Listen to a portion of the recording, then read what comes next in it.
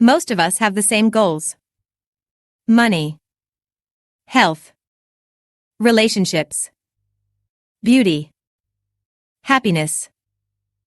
And yet, most of us are still drinking a substance that keeps us away from those very same goals. Are you one of those people who work hard and do so many things to achieve success? And yet you still drink alcohol several times a week? This video is for you. I was there myself. I am a very disciplined person about many areas of my life. For example, I wake up every day at 6 to do 1 hour gym every morning. And yet until last month I was still drinking about 8 to 12 glasses of alcohol a week. I thought, what could be the next big step that would totally improve all parts of my life? And then I realized that the biggest thing I could do, that would have the most positive impact on all areas of my life, would be to stop drinking alcohol altogether. It was so obvious that I even thought it was ridiculous to implement any new habit if I didn't get that part out of the way. There wasn't a single action I could take today that would have such a profound impact on all my goals. It was really the next logical step in my progress. Why would I go to all this trouble to put good stuff in my body and then ruin it by drinking 2 glasses of wine that same night? It seemed totally unlogical and stupid to me. So here are the 5 main goals that alcohol sabotages. 1. Long-term health goals. Alcohol's impact on long-term health is well documented in scientific research. Regular alcohol consumption has been linked to an increased risk of liver disease, cardiovascular issues, weakened immune system, and various types of cancer. Studies have shown that even moderate alcohol intake can have detrimental effects on the body over time. Cutting out alcohol can play a pivotal role in reducing these risks and promoting overall well-being. Everyone knows that alcohol is bad for your health, but some people still think that a little amount or moderate drinking has no effect. It has. Alcohol is considered a poison for the body because it is metabolized into a highly toxic compound called acetaldehyde. Acetaldehyde damages DNA, proteins, and lipids, leading to various health issues, including liver damage, increased cancer risk, and cellular dysfunction. Furthermore, the body's effort to neutralize acetaldehyde can deplete essential antioxidants and impair overall physiological functions, making alcohol a harmful substance. Knowing that, it would be really stupid to continue poisoning our bodies just for a few hours of fun.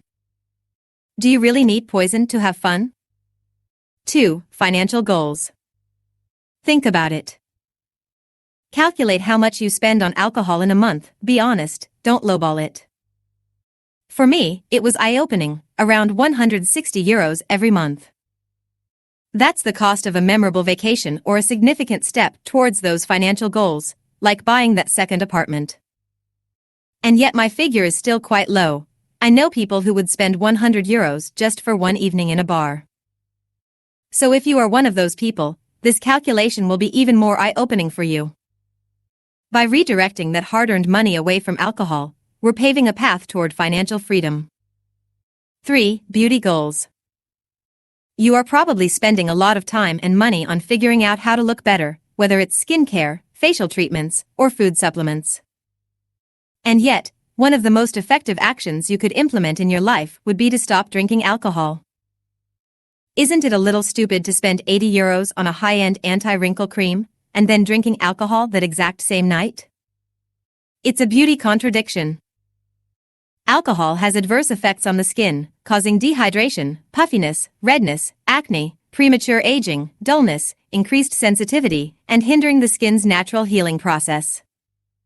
It can leave your complexion looking tired and less vibrant. Reducing or eliminating alcohol consumption can help improve your skin's overall health and appearance. Once I cut alcohol from my routine, I noticed my skin looking healthier and more vibrant. And it's not just skin deep, my hair started looking shinier too. It's like giving your body a beauty boost that no fancy cream can replicate. 4. Relationships goals. This topic can be a bit tricky, especially because many of us have experienced what seems like an improvement in relationships due to alcohol. I get it, most of my friends are social drinkers, and our gatherings usually involved a round or two. However, let's ponder this. does alcohol genuinely make our relationships better, or does it just make us say and do things we might not have otherwise? Even the small things we regret the next day can add up. And for those of us navigating the world of dating, there's often the notion that a drink is needed to make a date enjoyable. But here's the twist: do we really want to be with someone where the only fun is found at the bottom of a glass?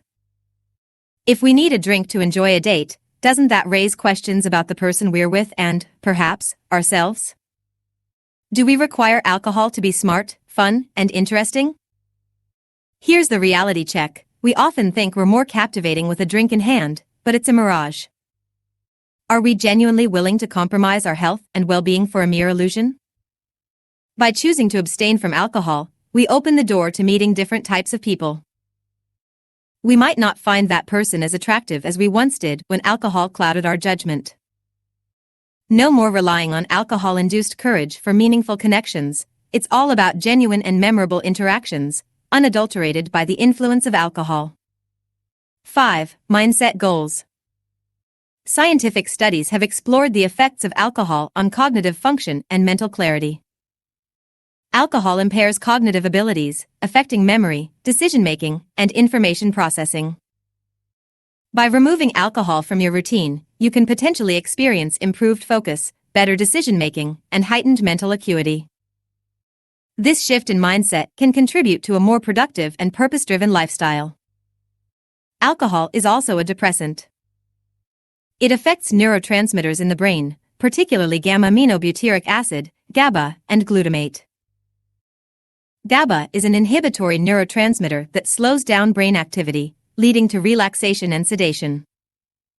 Glutamate, on the other hand, is an excitatory neurotransmitter responsible for alertness and arousal. Alcohol's influence on these neurotransmitters can lead to feelings of depression and anxiety as it depresses the central nervous system. Alcohol can also disrupt the balance of serotonin, a neurotransmitter associated with mood regulation. Chronic alcohol consumption can lead to decreased serotonin production and function, potentially causing symptoms of depression and low mood. Do you really want to drink something that is going to decrease little by little your natural production of serotonin and make you less happy in the long run? We appreciate you sticking with us to the very end.